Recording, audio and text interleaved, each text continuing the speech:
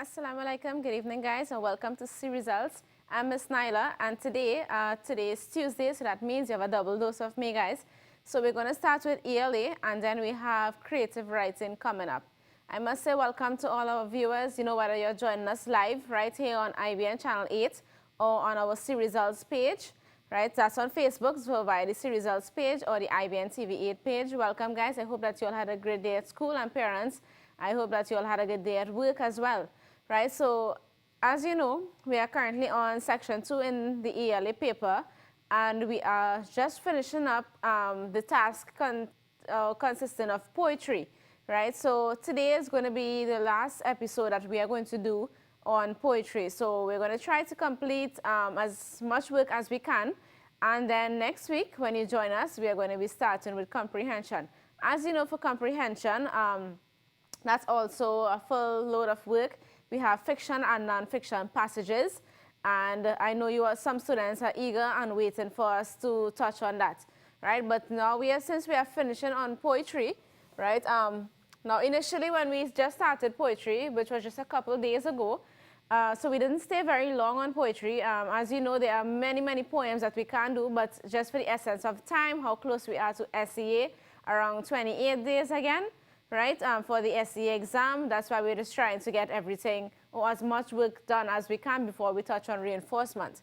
Now, when we just started poetry, we looked at the tips, and I did remind you probably 1 or 2 times after that about, some things to look for when you're interpreting a poem. Today, being the last day that we are looking at poetry, I'm going to go over these, right, so that they stay fresh in your minds, and probably, for the benefit of the viewers who are joining us for the first time. Right, these little tips are going to help you when you are interpreting or when you're reading a poem before you answer those questions, right? Some things that you must do that will get you through that poem. I know poetry can be very difficult, right, for students and even for some parents. There is a lot of things that that complicate poetry, but once you keep an eye on it, you know what there are, it will become easier for you. For example, like figurative language or knowing what tone is or what mood is and all of those things, right? It makes it easier in understanding a poem, right? So let's just run through these tips quickly before we get into our actual poem of the day, right? The first one being the title. The title, you must read that as a clue to the meaning. And reflecting on the poems that we did even, when we started poetry and we read the first poem, and I told you take this title as a hint, we looked at the meaning of the title, how it related to the poem itself. And that itself, when you read the title, it helps you understand, what to expect or sort of what to expect actually in your poem, right? So that is a clue, so don't leave out the title, right? Read everything. You can even read, the author of the poem. That is not the key information, but still it's helpful, right? Read the whole poem to get the general idea and mood. Right, so of course, you don't just read stanza by stanza and answer questions pertaining to that only. Read the entire poem once, read it twice. If you need to read it a third time, that's fine as well, right? And the mood, you know what mood is, and if you don't, in a couple seconds, I'm going to touch on mood and tone, right? Ask yourself, what is this about? What the poem is saying? What does the poem say? What is the theme? Again, this relates to understanding poetry, understanding the poem itself. Right, so by the time you have finished reading that poem, you should be able to tell yourself, okay, well, I know what they are talking about, or if a line is repeated, I know what they mean by this line, right? I know what stanza 2, what they are referring to, or stanza 3, if it's different, the idea or the theme, right? You have the general overview, right? You fully understand what is taking place. Reread the poem using the punctuation as a guide. Poems are written in stanzas or verses. Right now, when we were reading the poems, as we did, we read them line by line when we were analyzing it. But when we were reading the poem, what you can do, look at the punctuation marks. For example, the end mark, so a period, exclamation, or a question mark, right? Read the entire line, right? That comes to an end when there's a punctuation mark. That will help you in understanding your poem a bit better, right? It helps you get the full idea or the main idea. This other point also relates to that when it says stop where there's a period or other end marks, right? Not at the end of the line. So sometimes you'll notice you read a line and there's no punctuation on that line, right?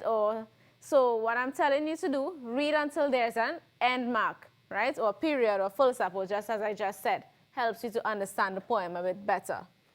Notice any repetition of lines or if a rhythm was developed, right? So which lines show emphasis? And this goes back to the point that I was saying, if you see a line, repeating itself throughout the poem, probably in each stanza, you know that this line is significant. They're going to bring a question relating to that. There's a reason, there is emphasis, right? So pay close attention to words or lines that are being repeated. Examine the language used and the phrasing of ideas. Have any comparison been made? How do the images, so imagery here, enable you to make meaning? What figures of speech have been used?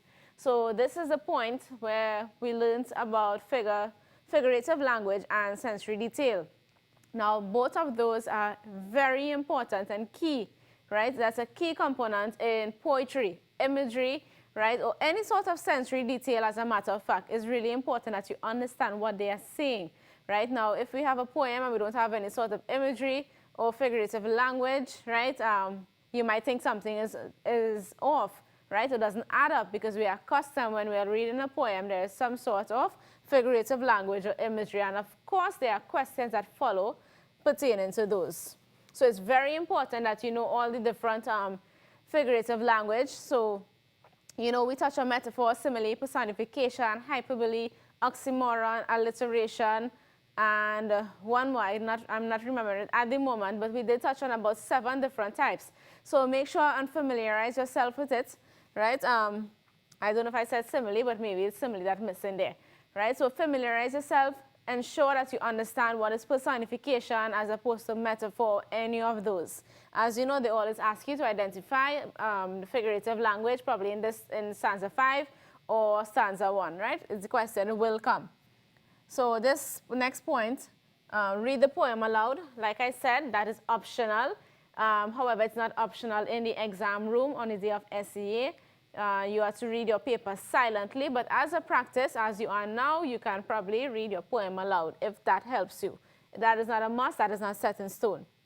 Seek out a pattern, right? So this is similar to the point where we going back to repetition and emphasis and so on, right? Also, there are poetry patterns, but we don't often get questions on the patterns itself on a poetry.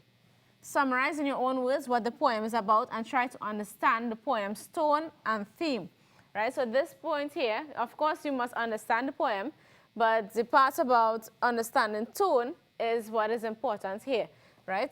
So which brings me to this slide where we spoke about tone and mood. I'm just going to do a refresher here because we did already looked at tone and mood. And aside from this, understanding what it is, we also looked at examples or example words for tone and for mood, but which we are not going to be doing today since we already covered that. I'm just doing this recap here for the benefit of everyone, right? So the tone here is the feeling or atmosphere that the author has set in his or her story. So tone refers to the author's feelings in the story or poem. The mood is the feeling or atmosphere that the reader gets when he is reading the story. So mood is about how you feel after having read that poem or story. To sum up, you can understand the tone of a text is when you look at the words that the writer has used, right? So the writer's feelings, the expressions used. On the other hand, the mood that a text creates has to do with what you as a reader feel when you read what the author has written. So after having read that poem, how do you now feel, right? What were your feelings throughout the poem? Now, tone can differ, and mood as well differ throughout the stanzas, right? And of course, you will know that having, had your experience with doing different poems or reading different poems, right? So, before we get to the poem, so this was important, right? So your tips, of course, keep that in the back of your mind. Really, really, something critical that you can always refer to.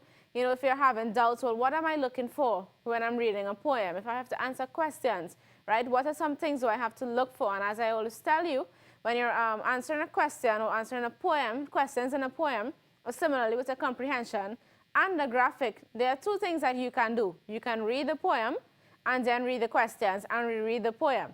Or you can read the questions first and then read the poem, right? The option is really up to you. It's whatever suits your style of learning. Either is fine.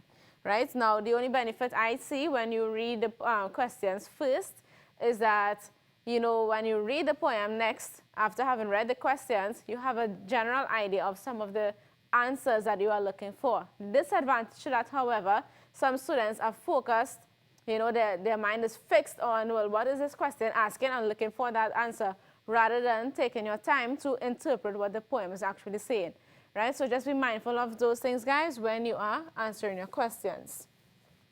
So we are going to move on to our poem for today, and we're just going to zoom in stanza by stanza, right? So it is entitled The Monster by C.M. Sudas. I remember the event like it was only yesterday, how no one was prepared for what happened that day. For although we knew the monster was brewing, the change it brought none could have imagined. The extent of the destruction was beyond belief. There was widespread heartbreak and grief, as everyone surveyed the total devastation of houses, stores, and schools. All were completely gone. Not a building was left standing, not even one. Lord help us, we are truly undone, was the cry that went up from everywhere as the country was plunged into frustration and despair. Like paper, all the utilities were brutally ripped away. Electricity poles were snapped like dry clay. Cables and wires become entangled like thread. All the chickens, dogs, and cats had fled.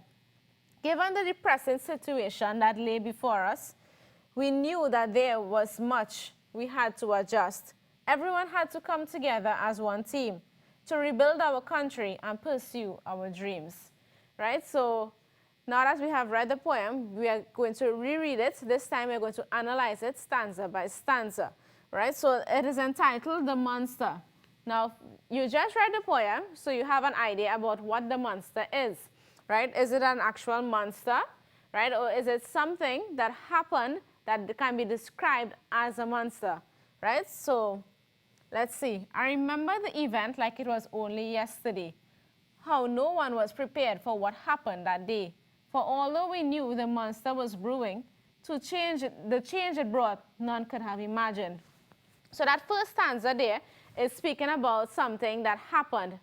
Now, they're not saying that it happened.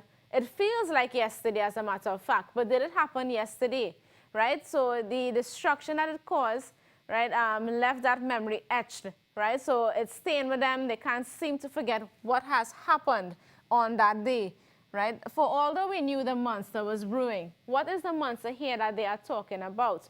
And what do they mean by brewing, right? So I'm not going to give you the exact meaning as yet because, as you know, there will be a question coming up on that specific phrase, right? So the monster was brewing, and when you think about brewing, right, think about, you know, what was happening there.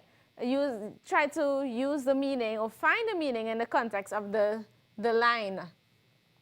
The change it brought, none could have imagined. So this one peaceful place, right, or once peaceful place is no longer peaceful as they, you know, would have known it to be. And how do we know that? Because they said the change it brought, right? So none could have imagined. They didn't know what was going to happen as a result. Now, if you look at the previous line here, for although we knew the monster was brewing, the change it brought, none could have imagined. So they know something was about to happen, but they didn't know that the destruction that was attached to that monster. The extent of the destruction was beyond belief. There was widespread heartbreak and grief, as everyone surveyed the total devastation of houses, stores, and schools. All were completely gone, right? So now they're saying, so this was beyond anything that they could have imagined, right? They did not expect this. It was least expected. It was beyond belief. There's so much so that it, you know, caused heartbreak and grief. Now, why do you think they're feeling this way, right? What is the monster here again, right, that has caused people to feel this way? Now, they're saying, look at the destruction or devastation caused. Houses, stores, schools were all completely gone. Gone where, and what do they mean by gone, right? Not a building was left standing, not even one. Lord help us, we are truly undone, was the cry that went up from everywhere as the country was plunged into frustration and despair. So they go on to, you know, share how they are feeling and to tell us, you know, tell us a little more about what has happened in this area, So we know that houses, stores, and schools were all completely gone, but then they went on to say not even one building was left standing, right? So that's the extent of the damage done, right? So the cry that went up from everywhere. So they're asking God to help them. Lord, help us. We are truly undone, right? So now they're frustrated. They are in a state of despair. They don't know what to do, right? How do you recollect from something this massive or destructive? Like paper, all the utilities were brutally ripped away. Electricity poles were snapped like dry clay. Cables and wires became entangled like thread. All the chickens, dogs, and cats had fled, right? So the first line there. So I'm just going to point out this to you, like paper, right? So when you see that word like, which figure of speech there comes to mind? Like paper, all the utilities were brutally ripped away. So it's easy for paper to be torn, right, or ripped. So they're saying, right, so utilities here referring to electricity poles, for example, right? We know that's something planted deep into the ground, but the destruction or how serious this, whatever it is, the monster was, they know it was able to brutally rip away electricity poles, and not only so, but other utilities as well, right? So electricity poles were snapped like dry clay, right? Also, I'm pointing out this here to you, snap like dry clay. Reason being, it is a figure of speech, and you should know which one. So here it was easy to see, right? The force over here, electricity poles are snapped like dry clay. Now, how easy is it for an electricity pole to break outside, right? Or fall to the ground, or to break in half? Cables and wires became entangled like thread. And of course, if there is such destruction, probably strong wind or whatever it is, and we have cable wires hanging due to the electricity poles falling, we know what's going to happen with those wires. And here it said for us, entangled like thread. All the chickens, dogs, and cats had fled. So whatever animals they had, right, they were now gone, nowhere to be found. Given the depressing situation that lay before us, we knew that there was much we had to adjust. Everyone had to come together as one team to rebuild our country and pursue our dreams, right? So due to the situation now that they are now faced with, they know that they have to adjust, meaning, so everything that just happened, this once peaceful land where there was no previous destruction, to this extent, now they have to do something, you know, to change, to bring it back to what it was. And here it tells us that now everyone has to work together or come together as one team. So teamwork comes into play, right, to rebuild the country and pursue our dreams. So this once bright and, you know, bright piece of land or whatever they lived on, right, and all the dreams had washed away or was destroyed, right? And in order to, you know, to reassemble or to get back to that point, you know, where children can go back to school or people can go back to work and go ahead with their lives as usual, they have to work together as a team to rebuild their country, right? In order for all those things to continue as they were before, right? So that was our analysis of the poem, and now we're going to open the lines. The numbers are going to be up on the screen shortly, right? And I know, of course, some of you already have our numbers stored on your phones. Feel free to call us, and we're going to start answering questions. Now, number 29 says, what event do you think the poem is talking about? Support your answer with details from the poem, right? So what event do you think the poem is talking about? So what is happening here, right, is what the question is asking you. Now, when you call, you can also let me know if you had difficulty understanding this poem. And I do have a caller to help us. Good evening and welcome to See Results. Hi, good evening. Hello. Hi, welcome. What's your name? My name is Javen. Nice to have you with us. So how difficult was this poem for you? Was it? Well, it wasn't really difficult since I already did it before. Okay, well, that's great. Since you did it before, I'm sure you know the answer for this question then.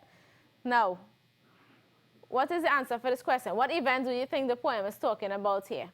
I think the poem is talking about a natural disaster. A natural disaster, right? And what is your details here, or, you know, any line that supports your answer? Okay, so I would say that no one was prepared for what happened that day because usually some natural disasters can go undetected before the destruction happens. Yes, you are correct, and we will take your answer, right? So thanks for calling. Right, so this here is another opportunity for this student in case he would have gotten any wrong when he was doing it himself, right, to revisit the questions and answer them. So the poet is talking about a storm, a hurricane. If you even said a natural disaster, that's fine. These are both natural disasters here. We are just being specific because the buildings were destroyed and the utilities were ripped away. Or any similar line in the poem that supports your answer to tell us that it was something of this nature. Right, so next question, and we have a caller to help us. Good evening and welcome to See Results. Hi, good evening. Hello. Hi, welcome. What's your name? Brianna Backup. Nice to have you with us. So was this poem difficult for you to understand? No, not really. Okay, so identify 2 examples of simile in the poem. So first of all, tell me, what is a simile? A simile is making a comparison using like or as. Okay, great. So identify for us 2 examples of a simile here. Okay. The line that says, We can just like paper, all the utilities were brutally ripped away, right. and electricity poles were snapped like dry clay. And are you seeing any others? Not on my screen right now. Okay, no problem then. Thanks for calling. Okay. Okay, so I'm just going to point out one other, so her answers were correct. Cables and wires became entangled like thread. So all of these here, we have 3 different examples of simile here. So 2 out of those 3 would have been fine, right, and will be correct. The next question. Name 2 living things that are mentioned in the poem. So let's see if this caller can help us. Good evening and welcome to See Results. We have another caller with us. Okay, so we lost that call. Hi, good evening. Okay, we lost that one as well. So we're just going to give it a couple seconds. Name 2 living things mentioned in the poem. So I'm just going to go back to the poem here, right? And in the meantime, you can try to identify any living thing or 2 living things mentioned in the poem.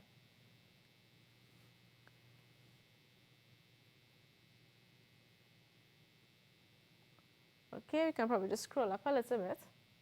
And we have a caller to help us. Good evening and welcome to See Results. Hi, good evening. Hi, welcome. This is Nicholas. Hi, Nicholas. How are you? I'm fine, thanks. Okay, so give us, name 2 living things that mentioned in the poem. 2 living things that are mentioned in the poem are animals and people. All right, where are the people mentioned? The people is who saying, Lord help us, we are truly undone. All right, and the animals will be? The chickens, the dogs, and cats. Very good, right? Thanks, Nicholas. Okay, you're welcome. Right, so that answer is of course correct. You could have also said, just as he pointed out, specifically identifying the animals. We know chickens, dogs, and cats. Those are specifically mentioned, right? So number 32, write 2 words or phrases that appeal to the sense of hearing. Right, so let's see if this caller can help us. Good evening and welcome to See Results. Hi, good evening. Hi, good evening. Hi, welcome. What's your name? Kaylee Spencer. Hi, Kaylee. How are you? Are you there with us, Kaylee? Yes. Okay. So there's a little bit of noise in the background, so maybe it's a television. So, Okay. So what are 2 words or phrases that appeal to the sense of hearing?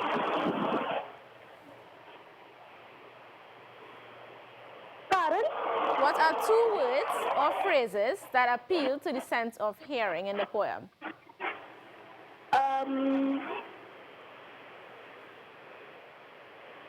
Pardon, I'll look afraid. Of course, take your time.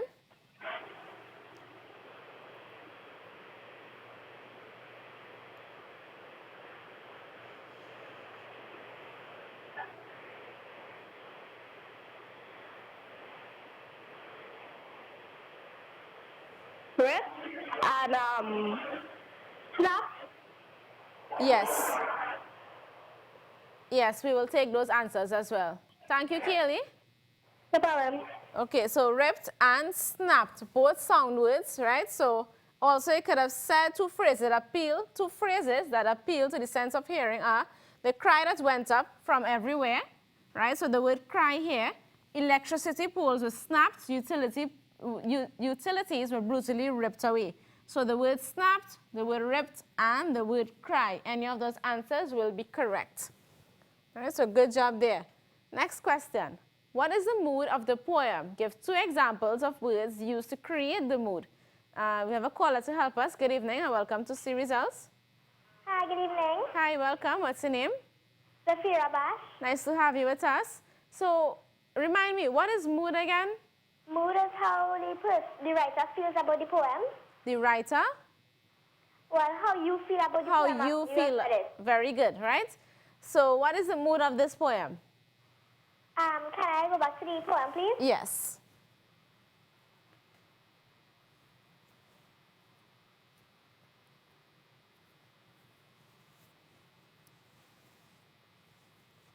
I would say it's sad. Sad, and tell me or give me 2 pieces of evidence that supports that answer. 2 pieces will be because the houses, stores, and schools were all completely gone, Yes. and not a building was left standing, not even one. Yes, that is correct. We'll take that answer. Thanks for calling. You're welcome. Right. Additionally, could have said, Lord, help us. Right. So people crying out. So if she said sad, people are crying out for help, right, after what they just witnessed. So the mood of the poem is sadness, depression, or frustration, right? Heartbreak, grief, devastation, cry, despair, depressing. So all of these, you can use to describe about the mood. And like I said, the evidence, as she just pointed out, where they said that, houses, stores, schools were all completely gone, right? Not a building was left standing. They're asking God to help them, right? They're frustrated, they're in despair. All of those are evidence that you could use to support your answer. All right, number 34. What is the meaning of the word entangled, which is on line 15, as used in the poem? Right, so of course, for a question like this, the first thing that you do, you go back to line 15, right?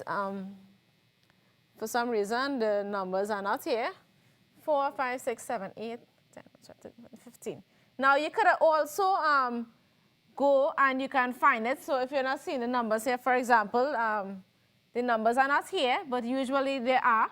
You go on, you count 1 to 15, and you find the word entangled, because you know that word was somewhere in your poem. So you can count the lines, or you can just skim through and identify the word entangled. So I'm going to hold on a couple seconds and see if we have a caller to help us or tell us the meaning of the word entangled as used in the poem. Right? Remember, if you don't know the meaning offhand, what you can do, read it in context of your poem, read the entire stanza, reread it, and then that will help you to understand it a bit better. So let's just reread this entire stanza, and then we can take the call. Oh, actually, there is a call already. Good evening, and welcome to See Results. Hi, good evening.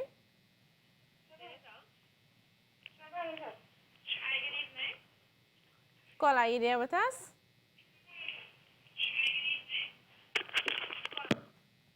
Okay, I'm not hearing that caller, but we were going on here.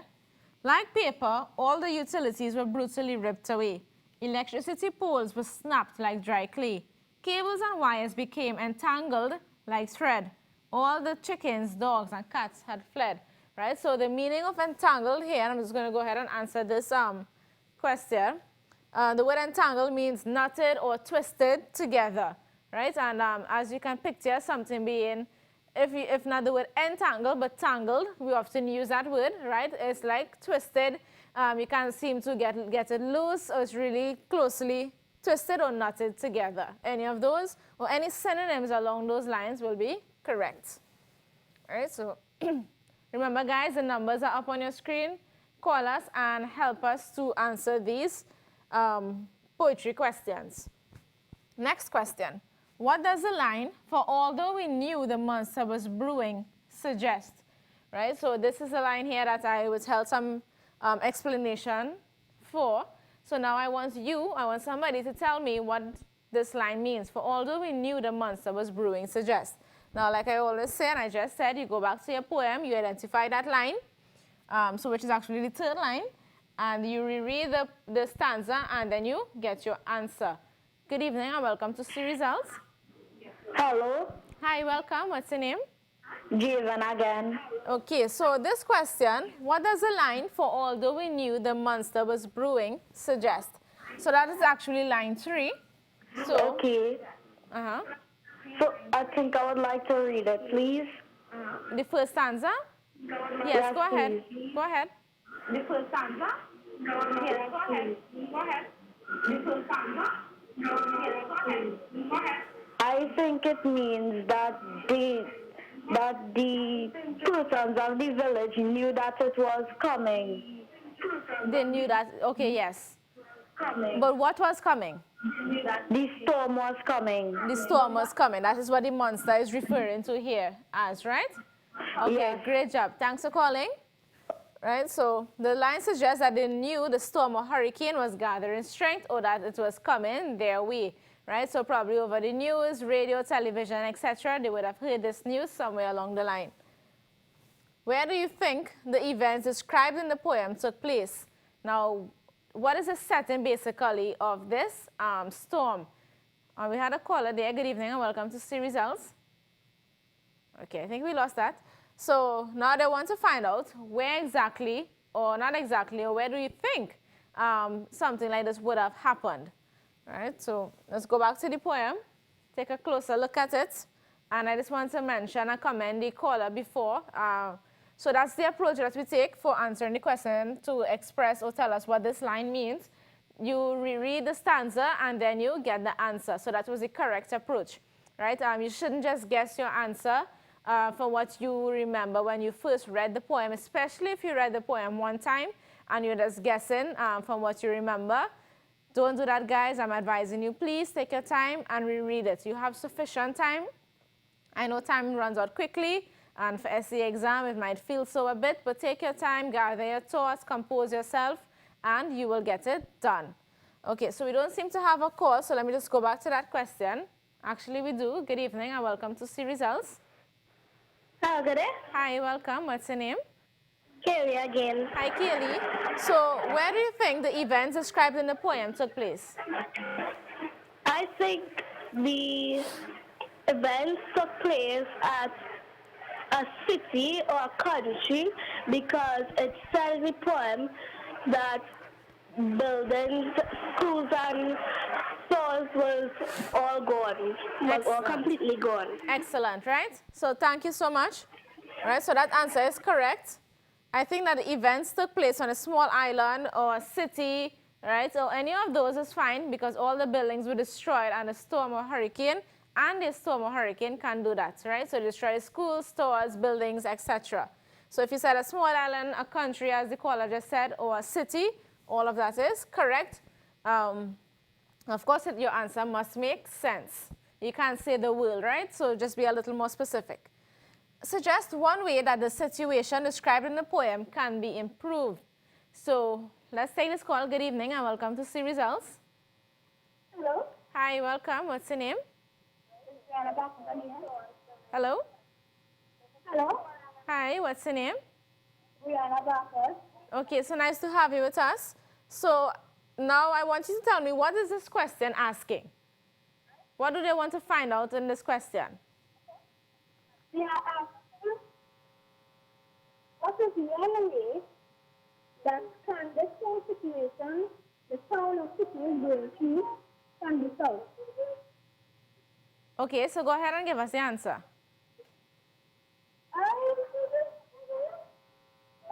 One way that the solution described can be improved is if other countries come together to help that city or wherever Right. build back its town or country.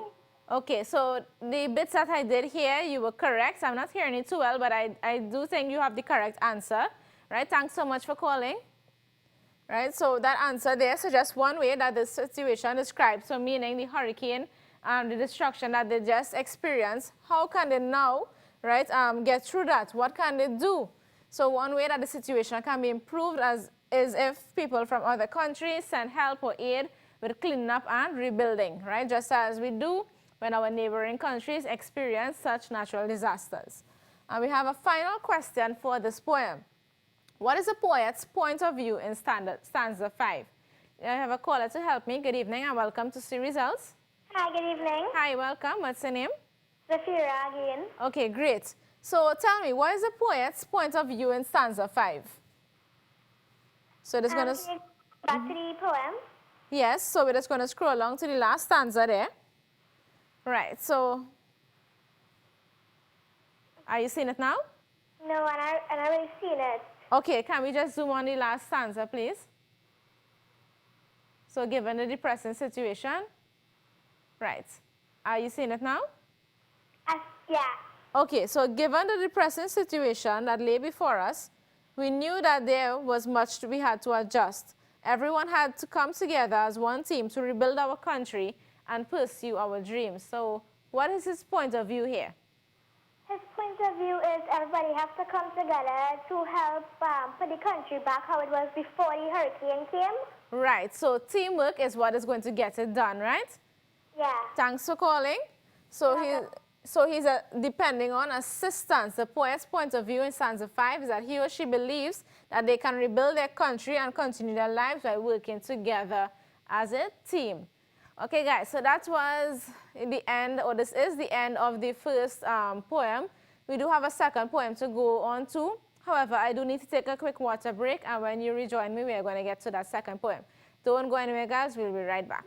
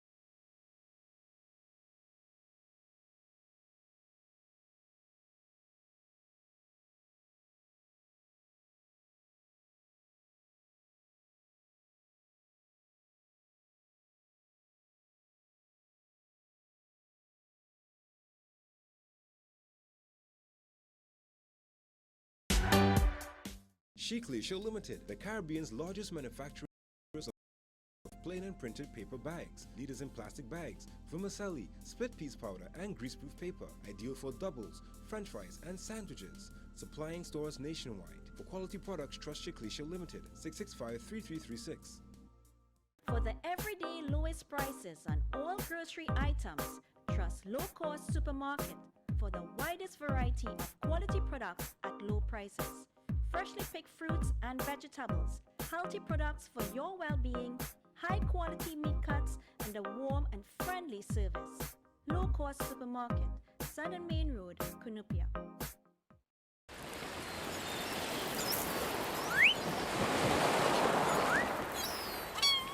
Fruta, taste the real Fruta. Enjoy the real Fruta. Refreshing juice of every day. Whoa, Fruta.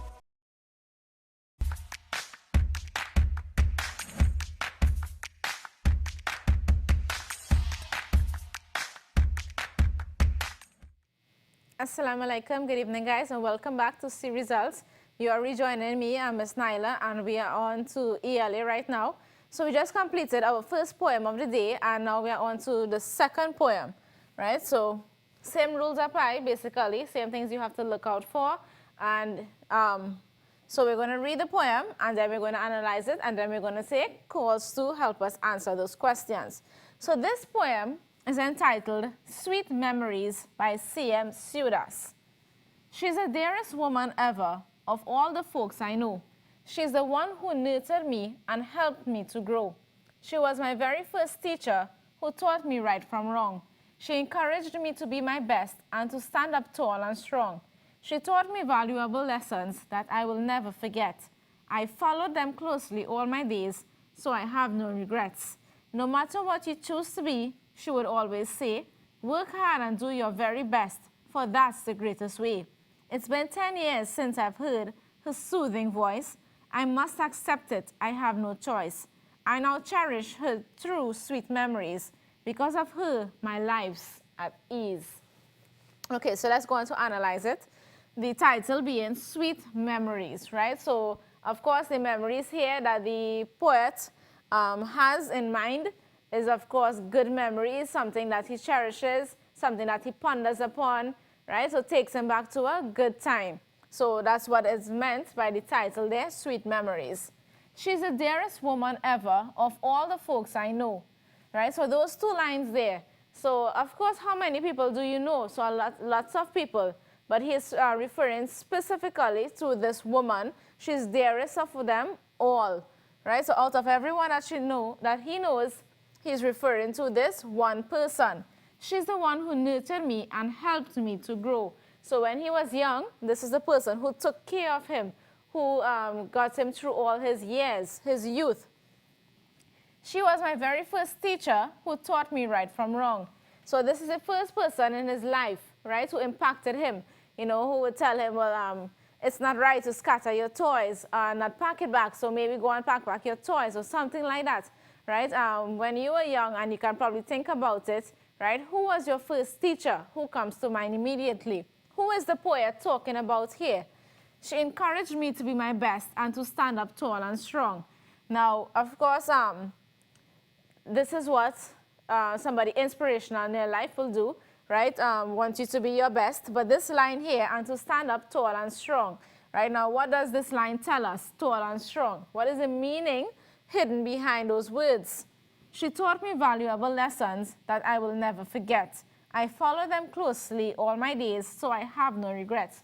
So based on the lessons that he learned from this person, right, some of the morals that were passed down, here they're telling you that influenced his life. They were valuable. It taught him to be the best person, to make good decisions, right? Now he followed them closely every day. He lived by them like rules, right? So he have no regrets. Because of these lessons, they lead him in the right direction. He know what choices to make. No matter what you choose to be, she would always say, work hard and do your very best, for that is the greatest way, right? So the person here is not telling them, you know, what you should become or who you should become. Whatever you choose, you know, the choice is yours. You should do it to the best of your ability, right? And work hard. Do your very best at it. It's been 10 years since I've heard her soothing voice. I must accept it. I have no choice. I now cherish her through sweet memories. Because of her, my life's at ease. So what does this line tell you? It's been 10 years since I've heard her soothing voice. What is that telling you about the person who the poet is speaking about? Are they around still, right? And I must accept it. Why must he accept it? What it is, you know, that happened that, you know, that he has to say, well, I accept it, right? I have no choice. Why doesn't he have a choice? I now cherish her through sweet memories. Like we said, the memories when we just started with the title, right? Something that he looks back and is grateful for, something he appreciates and cherishes, something that's valuable. Because of her, my life's at ease. So now because of the person's influence, right, or whatever they taught him, right, whatever they did while he was growing up, he now looks at that and say that his life is at ease. But there's a deeper meaning there that I would like to get from some students. So the lines are open, guys. The numbers are going to be up on the screen shortly, and there they are. So feel free to call us, help us answer these questions. All right, first question. State two things that the poet says the woman did for him or her from stanza 1. Let's see if this caller can help us. Good evening and welcome to See Results. I would like to... Oh, hello? Hi, welcome. What's your name? Javen again. Nice to have you again with us. So tell me, what are two things that the poet says the woman did for him when from stanza 1? Okay, can you please go to the poem? Sure. Let's just zoom up to stanza 1, please. Okay.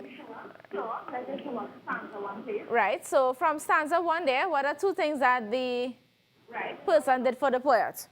The person that the person nurtured the poet, Right, and the person and the she helped the poet to grow. very good. Right, so your answer is correct. Right, so two things that the person did for the poet.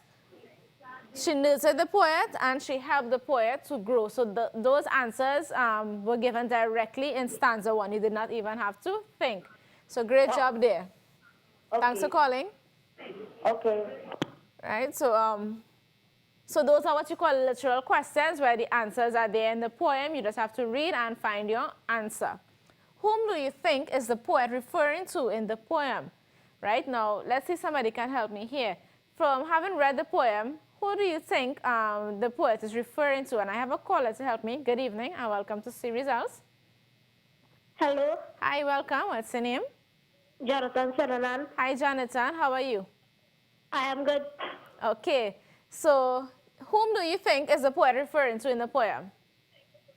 I think the poet is referring to his mother in the poem. Very good.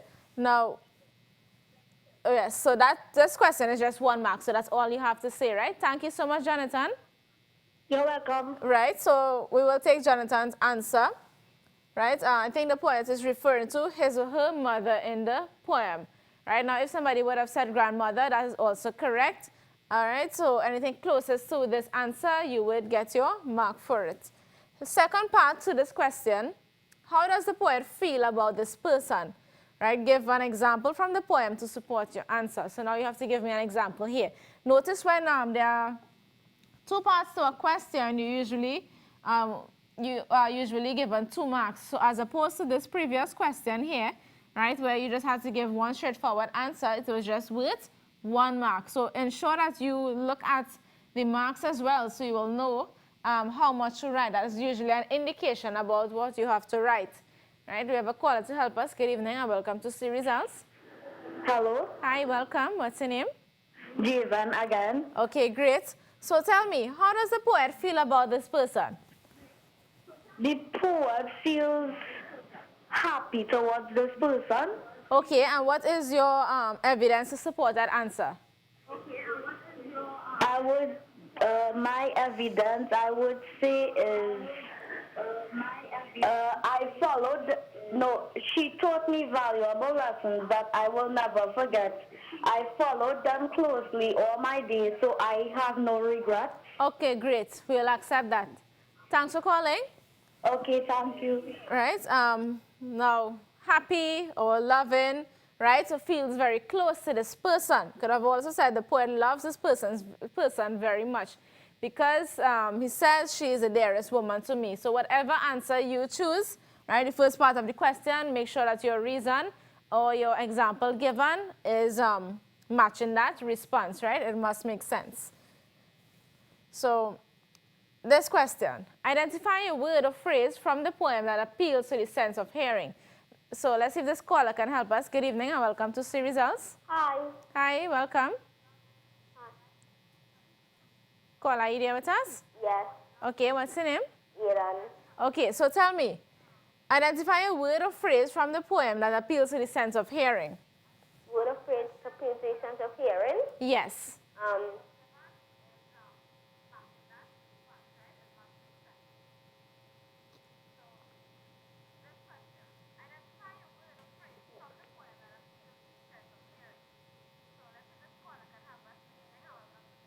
Yes. Can I read the poem? Yes, are you seeing the poem?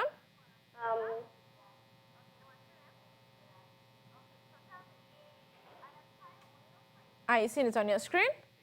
No. Okay. All right, you can probably look now. It's there. It's up. We're just gonna scroll down slowly, and you can read as we scroll.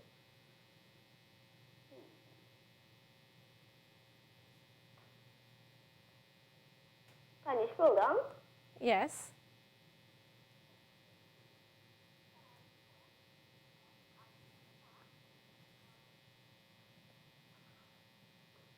All right, we can scroll on a little bit again. until the end there. Good. So any words there that stand out to you that appeals to the sense of hearing?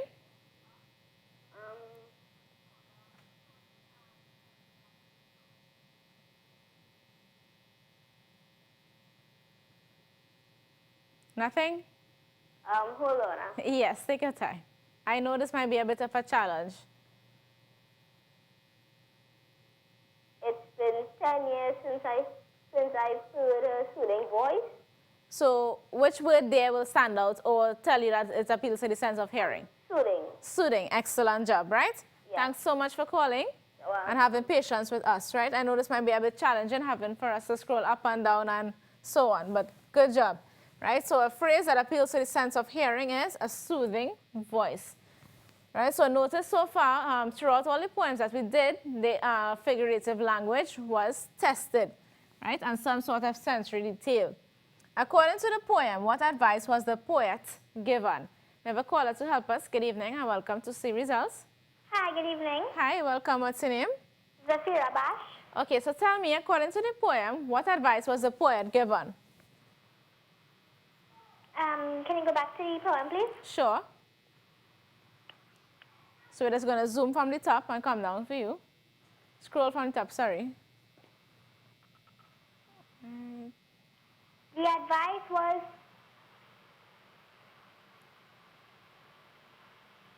could you go to the fourth stanza, please? Yes. Fourth stanza, please, guys. Just give me a second. I'm just waiting on the guys there. Can you all scroll along to stanza 4? Thank you. Right, so tell me here. The advice was to work hard and always do your best. Very good. Right, so thanks for calling. You're welcome. Right, so you could have said no matter what you choose to be, she would always say work hard and do your very best, for that's the greatest way. Right, so that was the advice given by the poet's mother. Next question. What is the mood of the poem? Good evening and welcome to See Results. Good evening and welcome to See Results. Caller, are you there with us? Hi. Hi, welcome. What's your name? Yeah, the one. So tell me, what is the mood of the poem? I think the mood of the poem is.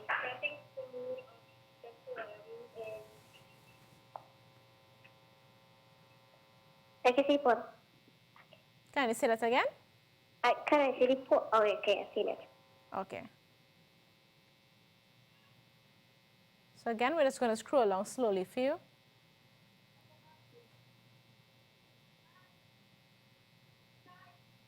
I think the poem, the mood of the poem is sad.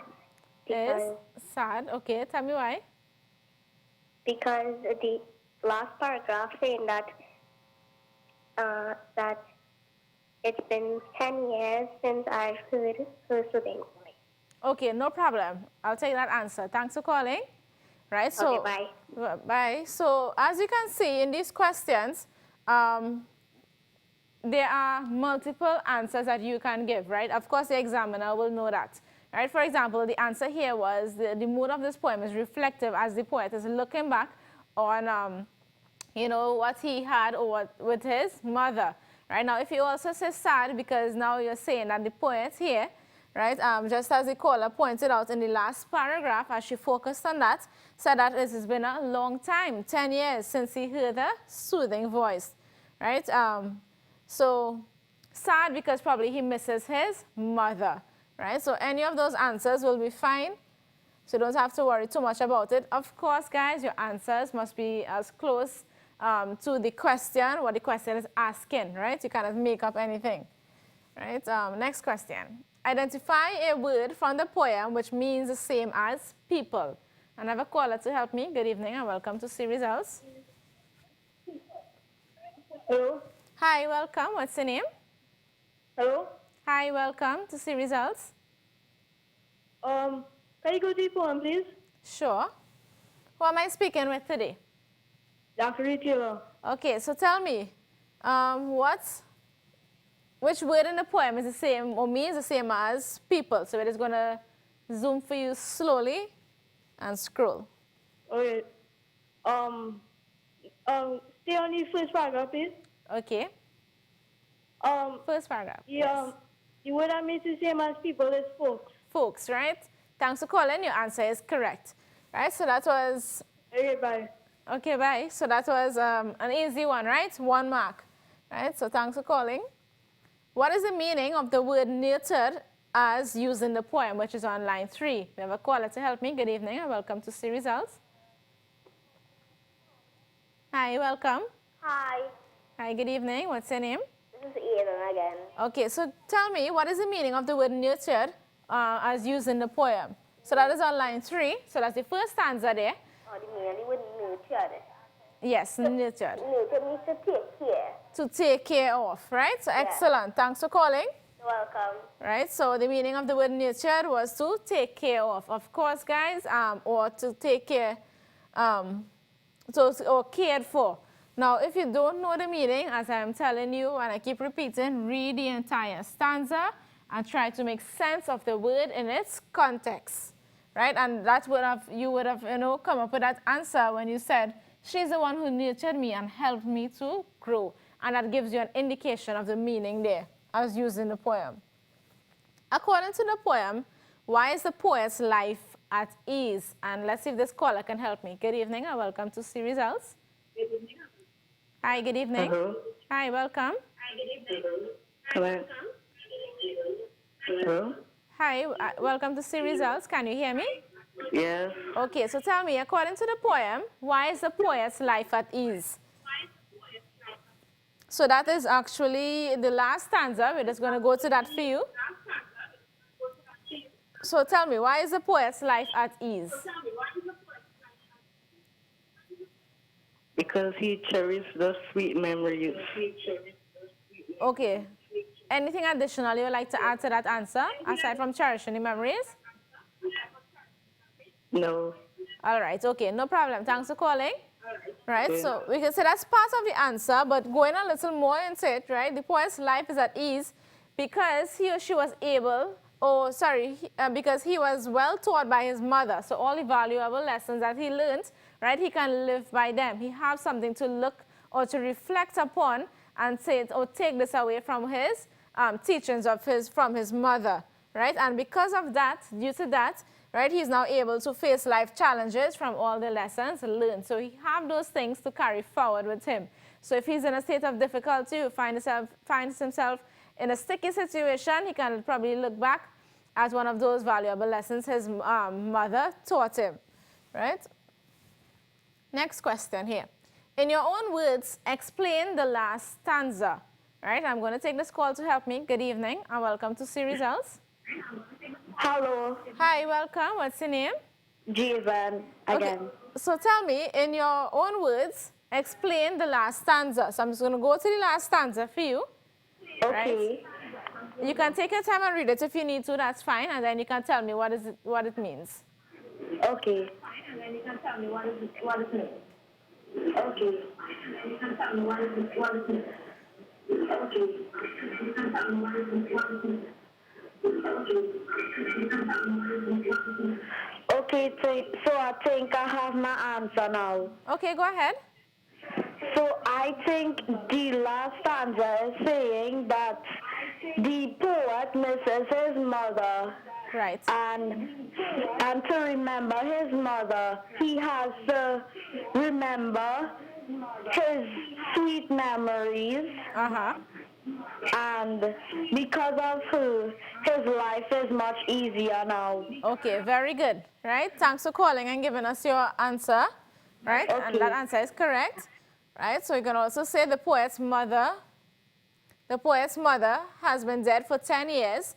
Right? He still remembers his mother through pleasant memories. Now, if you go back to that last stanza, it says, it's been 10 years since I've heard his soothing voice, which tells us that this person, his mother, is no longer with him, right? And this is what the line says here, I must accept it, I have no choice, because she is gone, there's nothing that you can do about it. So how can you live on? What can you do?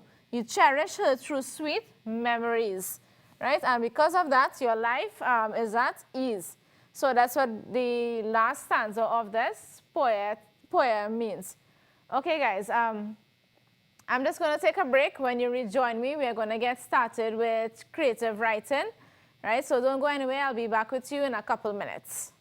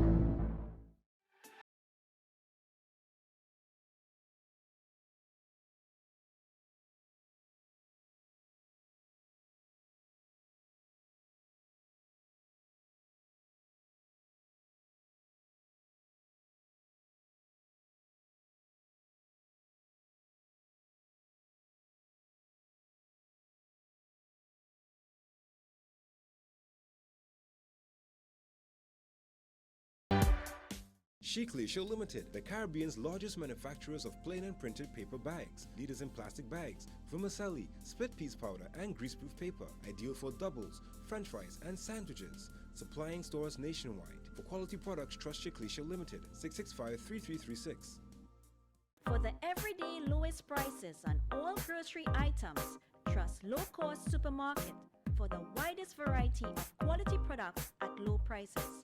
Freshly picked fruits and vegetables, healthy products for your well-being, high-quality meat cuts, and a warm and friendly service.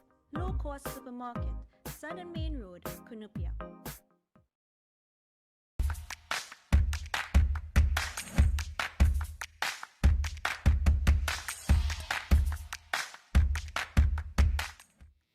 Assalamu alaikum. Good evening, guys, and welcome back to C Results.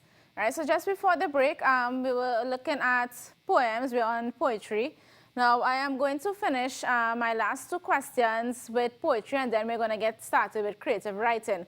Reason being, when we have ELA next Monday, we are going to start comprehension passages. So we are going to start fiction and non-fiction passages.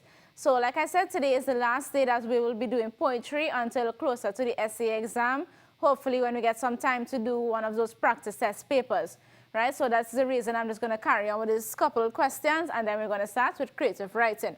So the lines are open, the numbers are on your screen, right? So call us and help us answer these last questions here. So we just have two more, right? How would you describe the poet? Support your answer with evidence from the poem. Now, I'm just going to give students a couple minutes there to join us back and to call and give their answer.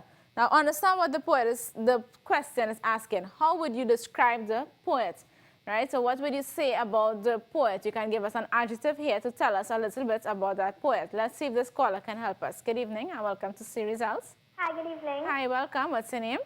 Zafira again. Okay, so Zafira, tell me, how would you describe the poet? I would like to go back to the poem. Sure, and we're just going to scroll for you slowly from the top there. Right. Now, can I read it stanza by stanza? Sure.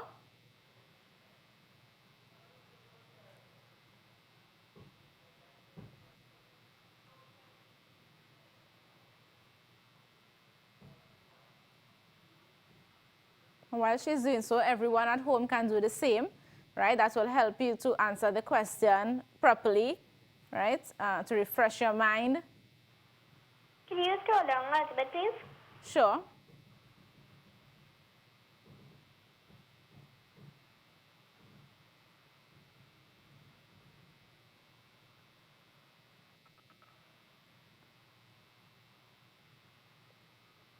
Right, so we can just scroll to the end there. Can we go back to the question? Yes. So the question was, how would you describe the poet? Support your answer with evidence from the poem. I would describe the poet as understanding. Understanding, okay, tell me why. Because everything the mother told him, he seemed to understand it. Like, no matter what you choose to be, always do your best. Have Right. you understood that? Right. Okay, great. That's a great answer. We'll take that. Thanks so much for calling. You're Right? welcome. So that's one way to look at it, and I agree with that answer, right? Just as she said, she taught me valuable lessons that she will never forget. So he understood what was taught to him. He take those lessons, and now he lived by them, right? So you can also say the poet can be described as obedient, right? And teachable, same thing here, because he followed his mother's advice, or he is grateful for all that his mother has done for him, right? So any of those, once it's relevant to the poet or the poet's position in this poem, you will get it correct. And the final question here for this poem, what does the line, and to stand up tall and strong, mean? Right, so I'm going to read that again. What does the line, and to stand up tall and strong, mean? Right, so what is this telling us? Right, what is the hidden meaning here? Good evening, welcome to See Results. Hello, Hi, welcome. What's your name? Javan. So tell me, what does the line, and to stand up tall and strong mean? So that, Show me the poem, please. yeah, we're just going to zoom to stanza 2, please, guys. Yeah, we're just going to zoom to stanza 2, please, guys. So I think that line means to be brave. To be brave. Okay, anything else? To stand up for yourself. Okay, no problem. We're taking that, right? Thanks for calling. Right, so so it also means to be strong and confident, or to be proud, right? Or as the caller said, to be brave. So thanks so much for your answer, right? Okay. So, okay, guys. So thanks thank you to everyone who called, gave us your contribution here. We don't have any more questions to answer, unfortunately. As you know, for creative writing, it's not as interactive as ELA or mathematics, but still we're going to start creative writing. We know creative writing is a lot of information we need to process, take our time and understand what we are doing. It's a skill, you know, you have to master the skill of writing, right? In order, whether it's narrative or report style writing, you still have to master the skill, understand what you have to do, the rules to apply, right? Things to follow and all sorts. Now, for report writing, which we are currently on as we complete the narrative style writing, right? This is what the rubric looks like. So the rubric for report style writing and for narrative style writing is actually pretty similar. What I tell you, what is different about it is the description of the criteria itself, right? And now we did go through all of this in detail. So what content, what are they looking for in content, what in language use, organization. The only thing that is similar between the two styles of writing is actually grammar mechanics, right? So grammar mechanics, the only thing that you can get the 5 marks for the same thing. Now, for this topic, we are going to write a report about a fire, or read actually a report about a fire, right, that you witnessed. Include details about the date, time, and location of the fire, the people involved, how the fire started, the effects of the fire. Now, this report here that we're about to analyze is a bit different, and I'm going to show you why. Right, now we did look at probably 1 or 2 reports already using the rubric to assess those. Right, now, so let's take a look at this report. On the 1st of June 2017, I witnessed a fire. Sirens were emanating from a mile away. Workers ran aimlessly out of the burning building, while the firemen hosed the fire. The fire started when Tom and Jerry decided to play with a mini lighter. The lighter burned Tom's finger, so he hit it out of Jerry's hand, and it landed on the gas company's front door. At that moment, someone holding the tank of cooking gas placed it on a burning lighter. A pulse of gas threw back Tom, Jerry, and the person close to it was severely damaged. Immediately, the ambulance was dialed. 10 minutes later, the ambulance, police, and the fire services arrived. While people were still in the building, Sam, the neighbor of the owner, took the initiative to save people inside the burning building. 2 minutes later, he came out carrying a woman. He fell unconscious and was treated accordingly. Right? So this report here, what is your first impression of this report? Now, what are you thinking, right, while reading this report? Did anything stand out to you? You know, do's and don'ts. And as we have learned for report writing, we know that it's a strict style of writing. So it's a formal tone to be exact. Now, how do you maintain a formal tone in a report? There are some things that we must do, right? So we're not directly relating it to this report, although it falls in this category. But in a report, there are things that, you know, that you have to do, and then there are things that we cannot do, absolutely cannot do, right? So some of those things, if you remember, with a report, we know it's strictly factual. It must be formal. The tone of it, style of it must be formal, right? We try to refrain from using the pronouns I, the pronoun we.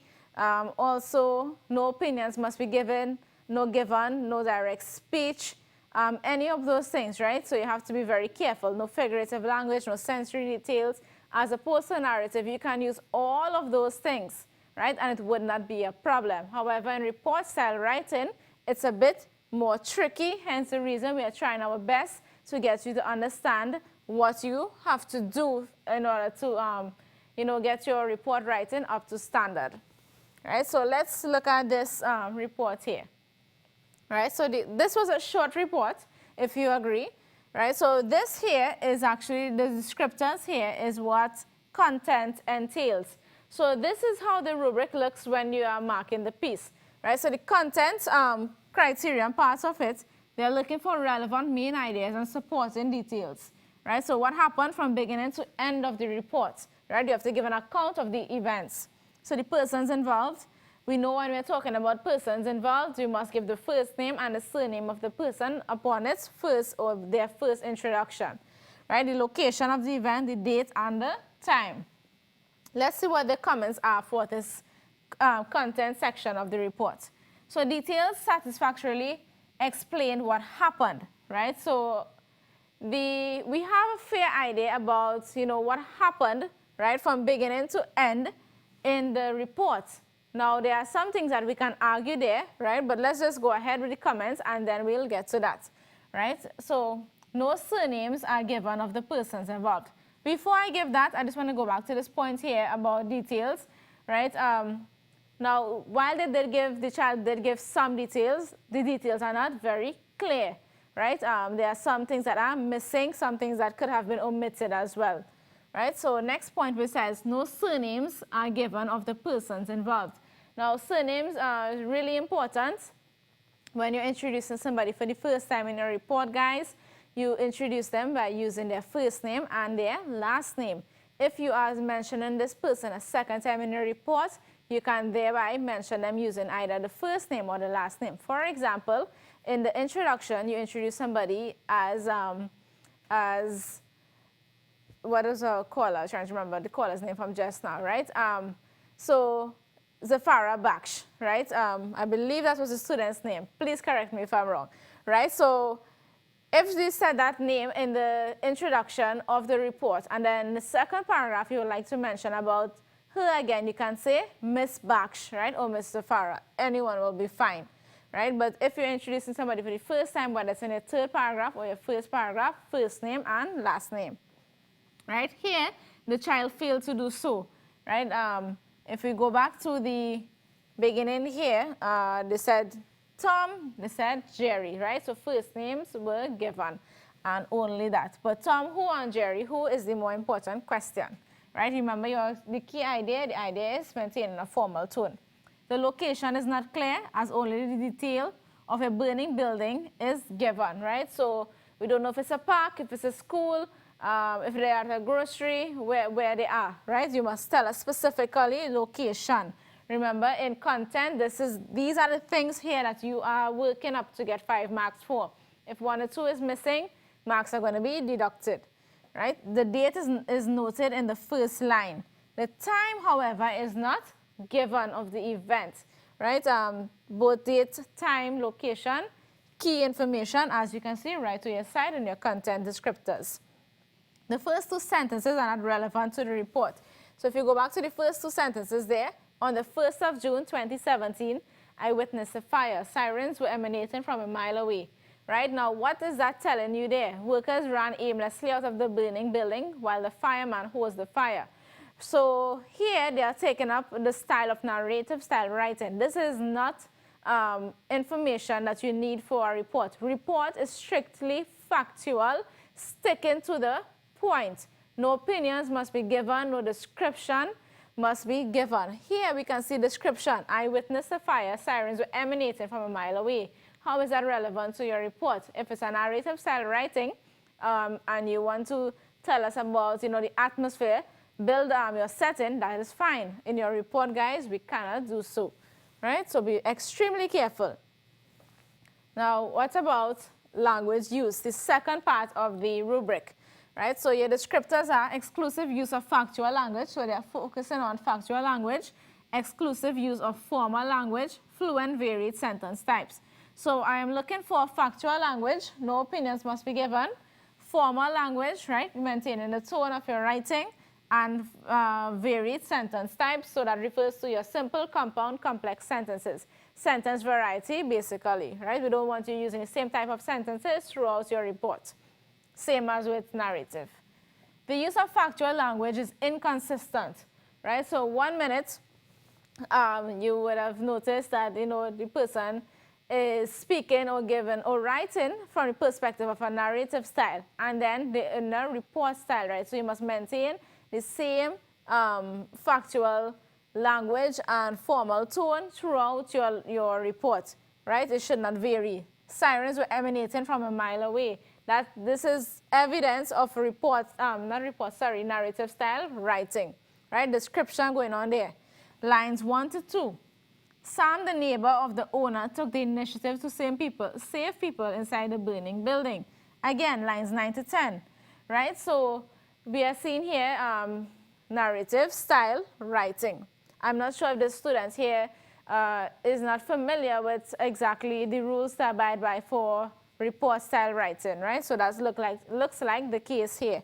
So this happens when you don't, see results, but more importantly, when you don't follow the rules that are given to help you, the guidelines more specifically, to help you, to maintain what a report should be, right? How to write a report then, right? Formal tone is inconsistent because of the style of writing that happens. Some sentences contribute to clarity of the report, right? The entire report was written in a narrative style, as it is clearly evident, right? And I don't know how many of you, when you're writing your report, it resembles one of like this or one of the better ones that we did probably in the last episode or so, right? So I'm hoping that you get in the practice, get in the habits of using your rubric, right? Like I ask you to use your rubric to help you write your report. I don't know if it's allowed in the classroom. You can ask your teachers. Maybe at this point, they know they are trying to drill and practice. But if you're at home then and you're writing a report, which you should, take some time, wherever out of your busy schedule, use the rubric to help you. That is going to help you so much. And you will only see the true essence of it when you actually sit with your rubric, hand in hand with the paper you are writing, and you will see how to follow it. Look at the descriptors just as I have them here. Even if you would like to write on the same topic that I have provided for you, and you use the rubric here to help you, that is fine as well, right? This here is written in such a way that it's easy for you, the student and the teacher, to follow, right? So it's not just for me, right? And organization here.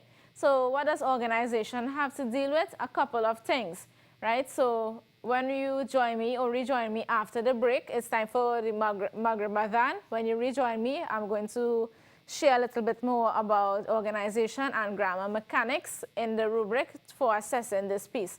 So don't go anywhere, guys. We'll be right back in a couple minutes.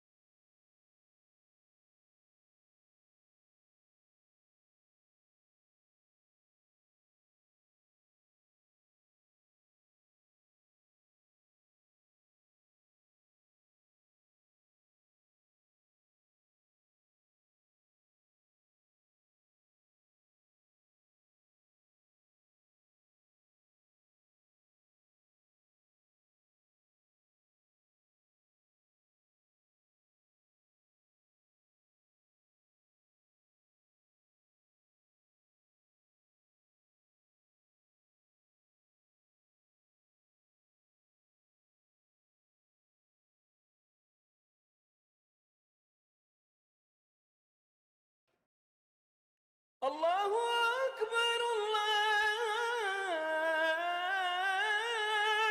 أكبر لا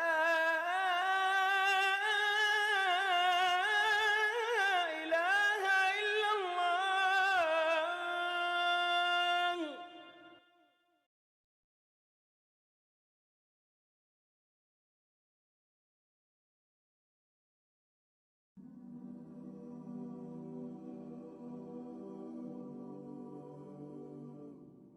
اللهم رب هذه الدعوة التامة والصلاة القائمة آت محمدا الوسيلة والفضيلة وابعثه مقاما محمودا الذي وعدته. O Allah, owner of this perfect call and owner of this prayer to be performed, grant Muhammad the right of intercession and superiority, and send him to the best and highest place in paradise which you have promised him.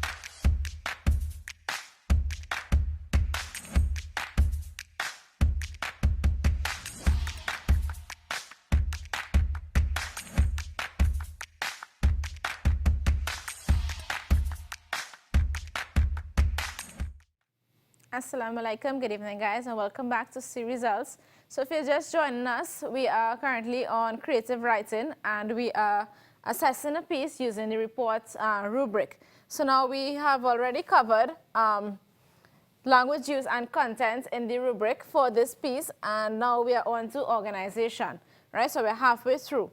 So organization refers, to a couple things, right? So we're looking for a clearly defined introduction, body, and conclusion. All ideas, paragraphs, details are logically sequenced, skillful use of transitional words and phrases to link ideas, right? So these are what we are looking at when we are talking about organization of your writing. Now, clearly defined introduction, body, and conclusion. Now, in your opinion, right, students, and I was just reading a couple of the comments from the live, and as people are saying, too descriptive and informal tone and so on, and I do agree, right? So all of those things here. So in your opinion, were the paragraphs clearly defined? So were you able to tell what is the introduction or the body and conclusion, right? Sufficient information is given to discern the introduction, body, and conclusion of the report, right? So we have a fair idea, but it is not outlined clearly, precisely, well, this is introduction, this is the body, and that is the conclusion of your report. When you are writing, indent your paragraphs, right? That's just a point. Indent your paragraphs, make sure that you have your idea clear for your introduction, similarly with the body and your conclusion. Remember, in the conclusion of your writing, you should not introduce any new ideas when you are concluding your reports, right? Most ideas are logically sequenced. The details about how the fire started should have been placed in the second paragraph, right? So a little more could have been done here. While we do understand, what is taking place, it is in a logical sequence. The ideas are logically sequenced, right? So we are able to follow what is being said. However, the details of the fire started should have been in another paragraph, right? Sometimes your paragraphs are a bit too long, too much information shared, more than one idea in that paragraph, right? So those are just some things that you have to be mindful of in case you're wondering, well, what should I write in a paragraph?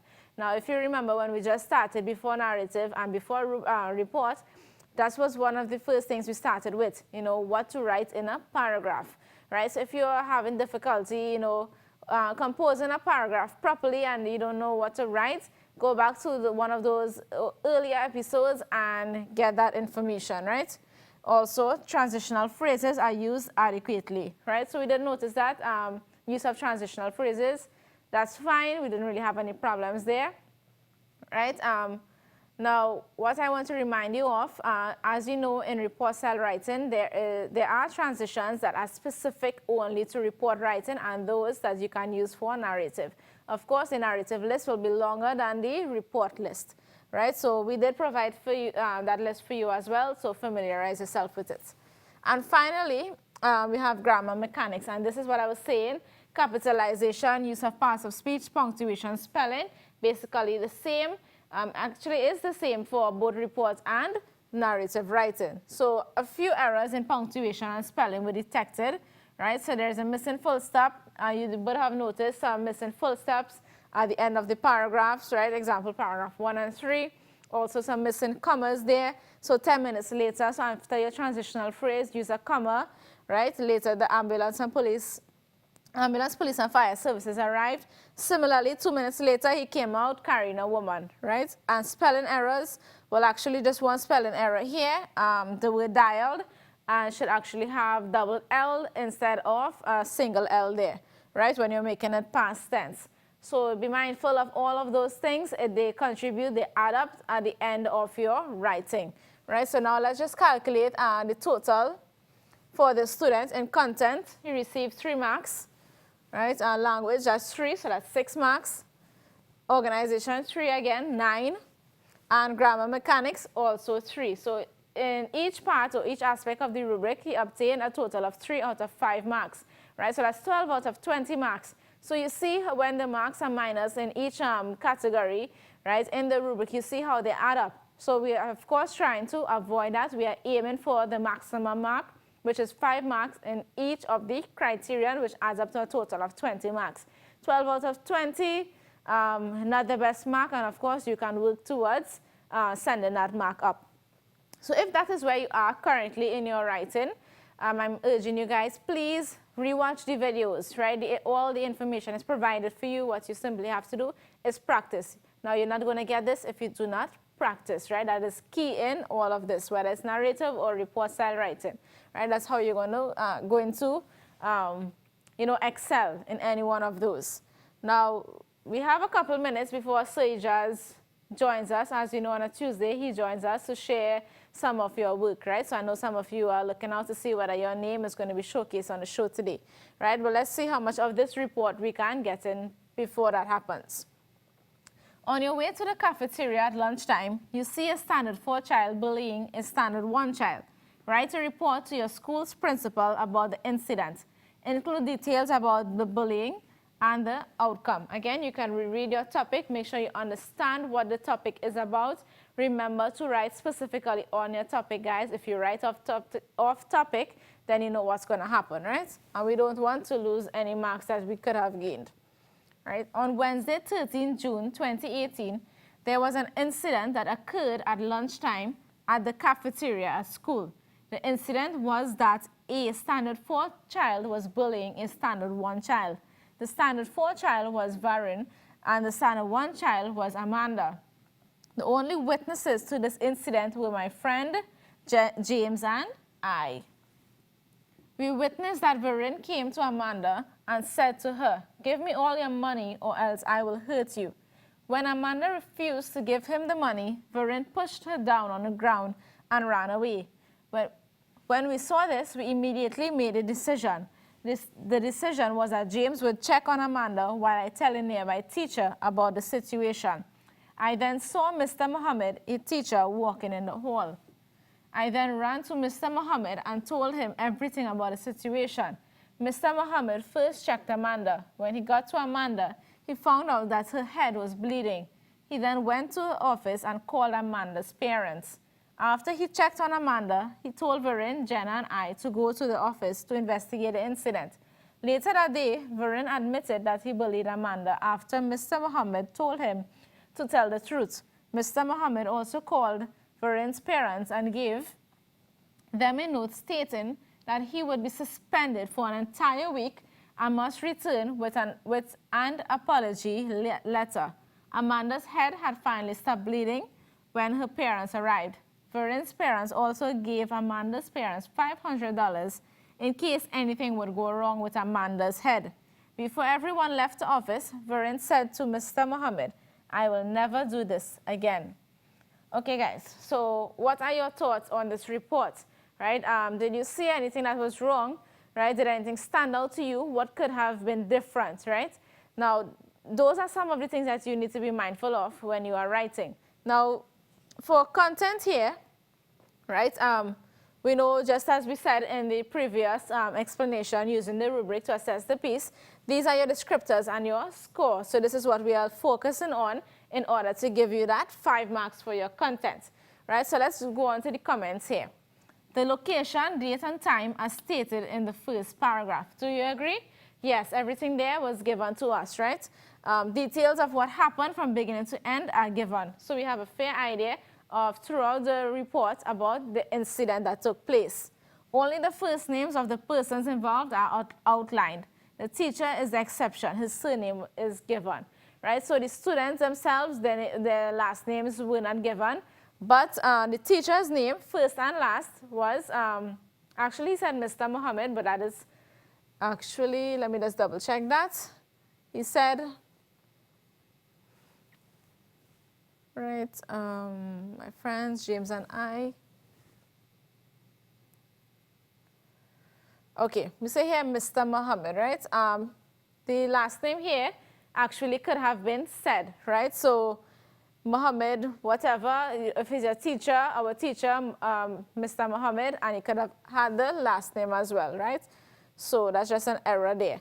So you know that your first name and the last name must be given. Now, you would notice in the content here that 5 marks were still given, although the last names were not given of the students. Now, not because you have one piece of information missing that an entire mark will be deducted. It has to be more than one, you know, that something is wrong. Now, I'm not saying that that is how it is all the time, but in my experience, and based on what we have done so far, we did see, even if a child makes 1 error or 2 errors, then they sometimes allow you to go on and to obtain full marks. If you make probably like a certain amount of errors, right, the scorer, the examiner at that point will have, you know, the sheet with errors and so on, how to follow those guidelines, right? So they would know specifically. I cannot tell you exactly if you make 1 or 2 errors that they are not going to minus the points. Remember, the main idea about it is to reread and to edit your work, right? We're trying to avoid all of this on the day of SEA and the examiner when they're marking your paper. I'm not going to be there, you are not going to be there, right? So we don't know exactly. This is something that you can definitely avoid because you know that you must give the first name and the last name of the persons involved in the incident, right? So that is something easily avoidable, right? Actually, I had that right here. So moving on to language use, right? And these are your descriptors once more, right? There are some instances of a narrative style of writing. How do we know that? If you look on line 7 to 8, which says, when we saw this, we immediately made a decision. Now it is written in quotation marks, right? Because speech was used throughout, or direct speech was used in a couple places in this report. In report style writing, can you use direct speech? Of course you cannot. No conversation, no dialogue is allowed in a report, right? Keep that for narrative style writing, right? So here, this here would have been an error, right? So the use of direct speech in lines 20 to 21 also contributes to the conversational tone of the report, right? I'm just going to check something quickly here. Right, and I have it highlighted for you within the paragraph here. So here is evidence of reported speech, right? When we saw this, we immediately made a decision, right? So this here, piece of irrelevant detail was not necessary to your report. Stick to the facts, right, guys? And then we have organization, right? Similarly to what we just discussed, there is evidence of introduction and body. The conclusion was a bit jumbled, right? And now if you look at the conclusion here, right, number of things happen in here. So they went to Mr. Mohammed and told him about the situation, right? And then he went to Amanda and found her head was bleeding. Then he went to the office and called Amanda's parents. And then they checked on Amanda and told Verin and I to go to the office. So look at how many ideas are going on here, right? Later that day, Verin admitted that he bullied Amanda, right? And Mr. Mohammed told him to tell the truth. And all of that went on to the last paragraph, right? So there was a lot of information there given for that paragraph could have been split probably into another paragraph, right? And paragraph 3 should have been split into 2, right? So that was just the last paragraph there, right? A paragraph 3, sorry, and the 4th paragraph could have started later that day, right? So if you notice to the bottom here, later that day, right, that could have gone into another paragraph instead of jumbling all those ideas together, right? So separate your work, that's fine, right? And good. And the last point here, then, so the transition then was repeated unnecessarily in paragraphs 2 and 3. So you would have remembered the person was using then, he went to this, and then he did that, and so on, right? So there are many transitions that you can use. Like I said, maybe the child probably forgot and, you know, just happened to use then. Please don't let that happen to you. Learn some, you know, learn about 5, 6 different ones that you can interchange throughout your writing, right? And finally here, grammar mechanics, right? Focusing on capitalizations, part of speech, punctuation, and spelling, right? An error in pronoun use was detected in line 4. Now, I want you to pay close attention to this. The only witnesses to this incident were my friends, James and I. Should have been James and me. Now, while this is the correction to your pronoun here, in a case where you are writing a report that involves you, right, and a student even asks this question on Edmodo, right, how do you face this? Because we are telling you to refrain from using the pronouns I and we. Now, sometimes it is inevitable, right? You may have to use it probably 1 place or 2 places in your report, right? No doubt about that. But as best as you can, you know, refer to whatever you are referring to in 3rd person. It was said instead of I said, right, for example. Or you can probably use your name. So if your name is probably Caitlin Sooner, right? So the incident involved probably you were part of the incident, James, whoever, and Caitlin Sooner, right? So refer to yourself there in 3rd person. If you can, try to avoid as best as you can using the pronouns I and we, right? So 2 ways to avoid that, right? Also, the past perfect tense should have been used in line 15 later that day. Viren admitted that he bullied Amanda, right? So Viren had admitted that Viren admitted that he had bullied Amanda, right? So there was a problem with sentence construction in line 2. Now, if you look on line 2 here, the incident was that a standard 4 child was bullying a standard 1 child. To fix that problem, what you simply have to do, reconstruct that entire sentence. To fix this report, how would you do it? Reconstruct the entire report, rewrite it, right? So there are a couple errors that we noticed throughout the report. How do you fix that situation? When your teacher reads it, if this is at the editing, revising stage, revise it, and then you edit, make those changes there, right? So the writing process can also help you here, right? Okay, good. So that's about it, guys, for this report. Now, overall, it wasn't, you know, a bad report or anything like that. There are just a couple things that students often forget, and I don't want you to forget. So just remember, right, the information is there for you. Use it to help you, right? So I'm just going to take a quick minute break, and when we come back, Jazz is going to join us. And I'm laughing because he's standing right at the screen there and waiting, right? He's also eager. So he's going to join us, and he's going to showcase some of your work. Stay tuned, guys. We'll be right back.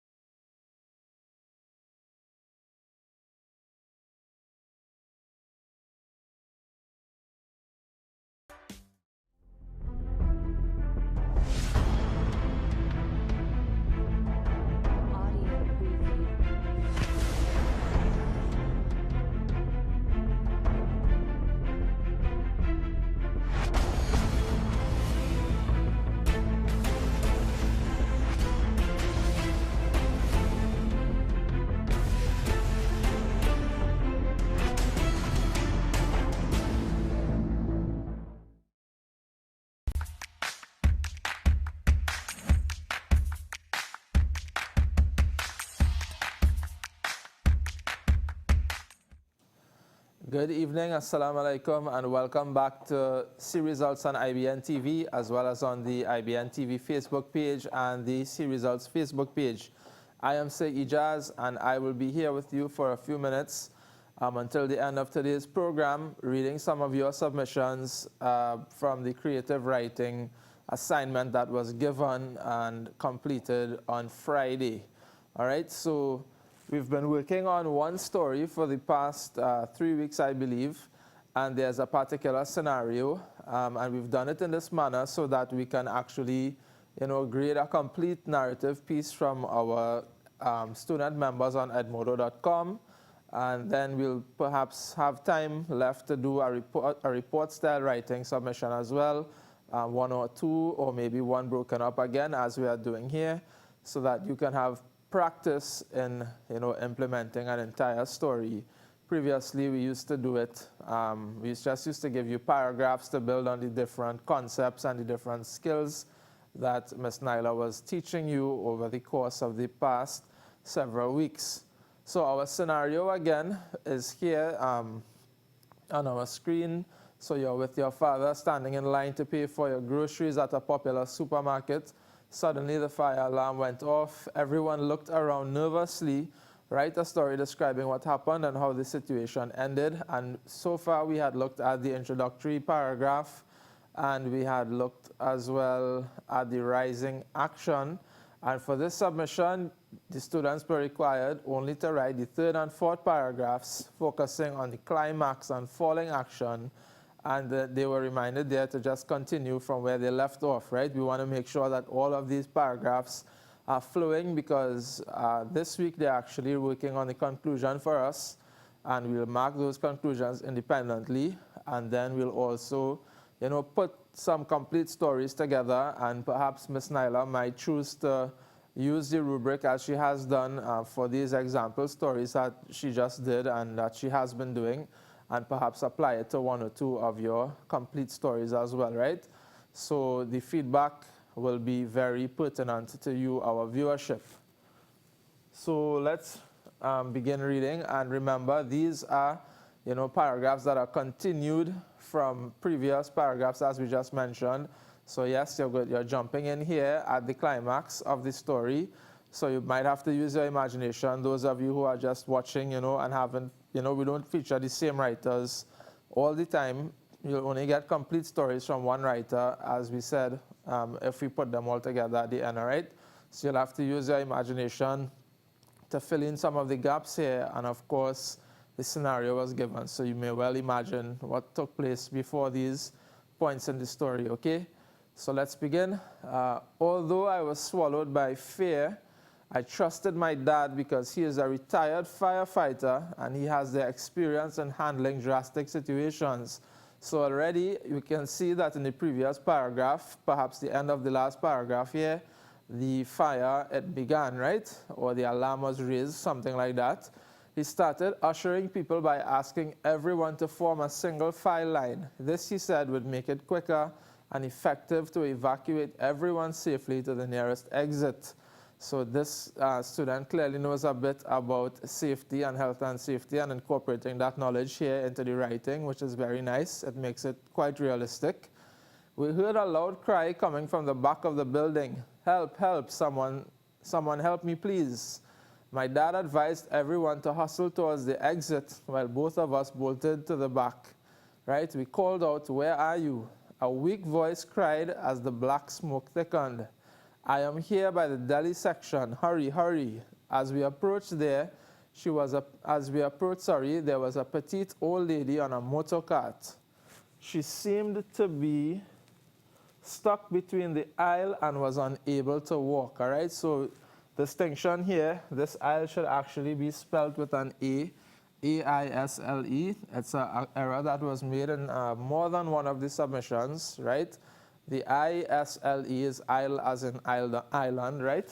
Which, is where we are living. Perhaps it might be used to refer to a smaller type island. And the A-I-S-L-E are those aisles or those lanes that you walk through, for instance, in the supermarket, right?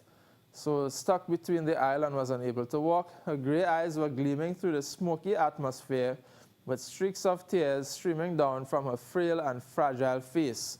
So remember, we spent a lot of time teaching you about character description, about emotional descriptions, as well as physical descriptions, and we can see this writer here is incorporating all of these things very well or very nicely into his or her writing. I'll get to the name at the end of it, right? So her lips were pale and pressed into a tight, thin line.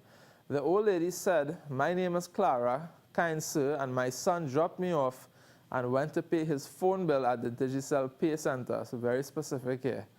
"Oh, okay, Miss Clara, don't you worry your pretty little head," exclaimed Dad. "You are going to be okay." Right? My fearless father comforted Miss Clara by telling her that he was going to carry her out in his arms safely.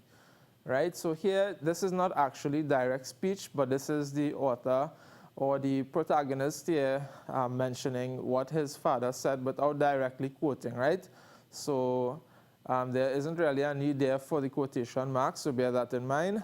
Her face turned soft and sympathetic as her voice whispered, "Thank you, thank you." All right, again, we're whispering, so perhaps not the exclamation points being the, perhaps wasn't the best choice of punctuation there. But so far, so good. This is really well done. So, thank you, kind sir." "No problem, ma'am," Dad replied, "but we must hurry." The old lady with her skin sickly gray-colored, with her wrinkled arms, hugged my dad's neck as he lifted her off the motor cart. All right, so I noted here that the author, Jonathan, who, a very active person in our group, very good writer, and a regular caller as well, he did quite a good job in the previous lines describing the physical condition of the lady. And here, it probably went on a bit too much, right? I know that the author is trying to garner sympathy for the character, but I think that was achieved already. She's an old person, she's stranded on her own, she's there without help, she's old, and so on, all right? So maybe taking it even further to paint her, a sickly gray skin and wrinkled arms and so on. Yes, it's not wrong, and it is a good use of the techniques that we taught, but sometimes, you have to strike that balance and not carry on too much about the physical description, right? "So hold on tight," he said to her, and asked me to get a handbag and walking stick. As we hustled vigorously to the nearest exit, a loud noise echoed. Crack, crack, crack, boom. The air was thick with choking fumes. The ground trembled and shook as items were crashing to the floor. All right, so all that's left here to be done to wrap this story up would be the conclusion. But I feel as though in this last line here, it seems as though some more action is about to take place. All right, but overall, it was really well done. Nice use of all the different techniques, all types of descriptions going on there. Physical, emotional, describing, the situation, the scenario, the characters, good dialogue, everything that you're looking for, the ingredients that you're looking for, and good creative writing. So well done, Jonathan Sinanan, and continue, to grow as a writer. Continue sending us your submissions, and we hope that when that topic comes up, in SEA on the day of your exam, that you are able to, work as nicely as you have been doing for all of these weeks with us so far, right? This is not the first time that your writing has been featured. So let's move on to another story now. And of course, due to the time, Ms. Nyla will probably be reading several more of these on Thursday, because I did pull out several. I'm going to look for a shorter one now, so we can do it justice in the time that we have. All right, so here's one from Dominique Kublal. All right, "My son, a woman dressed in a pink shirt and a floral skirt, shouted right after she tried to fit a slim body through firefighters calming people down. We stared at the pitch black smoke. Luckily, on-guard security officers held her back." And here, on-guard is being used to describe the security officers, and it probably should be hyphenated here, right? On-guard, it's an adjective here. Security officers held her back. Bravely, a firefighter rushed in the burning supermarket. Boom, a loud air-bursting noise exited the back of the grocery. The fire laughed at his own destruction with no pity on the individual trapped inside. Well, this is a very powerful line here, people, right? The fire laughed at his own destruction with no pity on the individual trapped inside.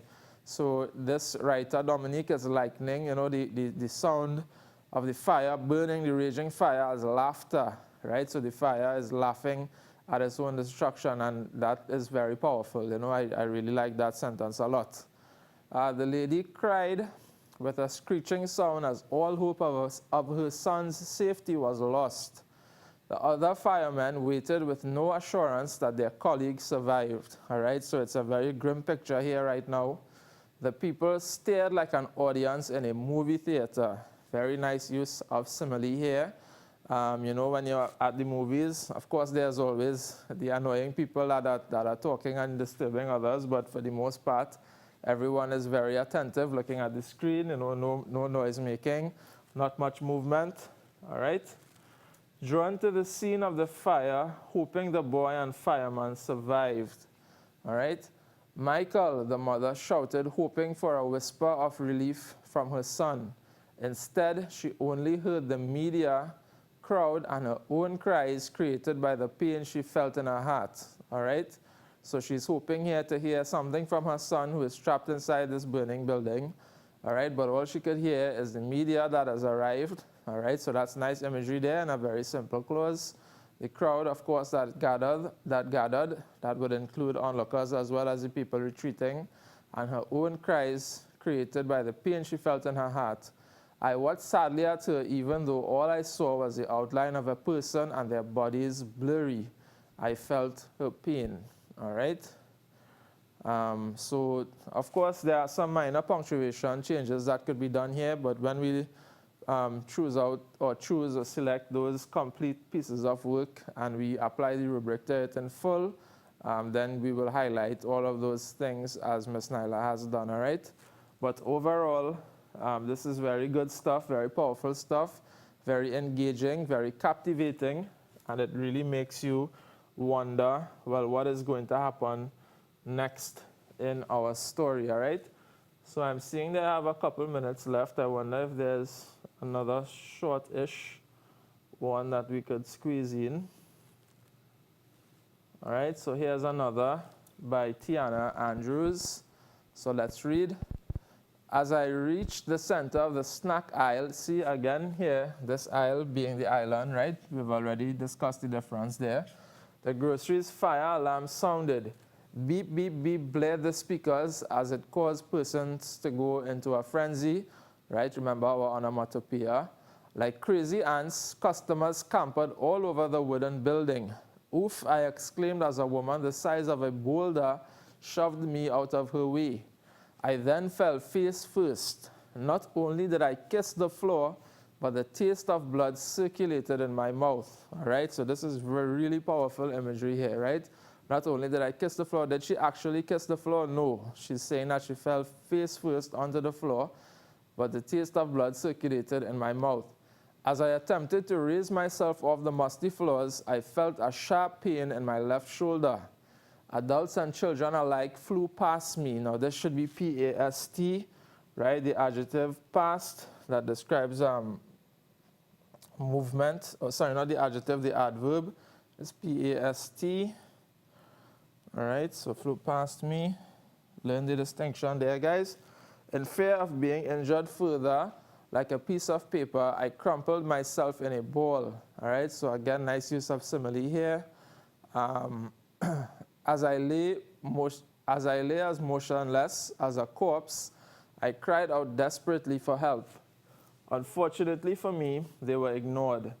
Just as I had given up all hope, I felt a pair of muscular arms wrap around my waist. I was then hoisted up into the air, my legs dangling. I slowly turned, and a sense of relief engulfed my being at the familiar face. At the speed of light, the man with superhuman strength made his way to the emergency exit. Once outside, I was blinded by the sight of brilliant flashing lights. All right, so she has just been snatched there out of the danger. And of course, she is describing her father here as the scenario in the story would suggest. And it's very nice, you know, very probably relatable to a lot of our viewers.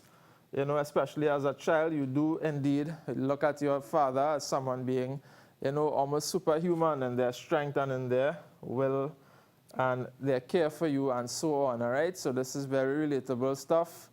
Very nicely done, Tiana. Great use of language and of all those techniques, all right? So we have several more pieces and, you know, God willing, Miss Nyla will be reading those for you on Thursday when we do creative writing again at 6 p.m. after math with myself. So be sure to join us on Thursday. And students, remember to go to edmodo.com and do those assignments for this week if you haven't already done so, all right? I have been Sir Ijaz. Thank you so much for watching. Have a pleasant evening. Assalamu alaikum.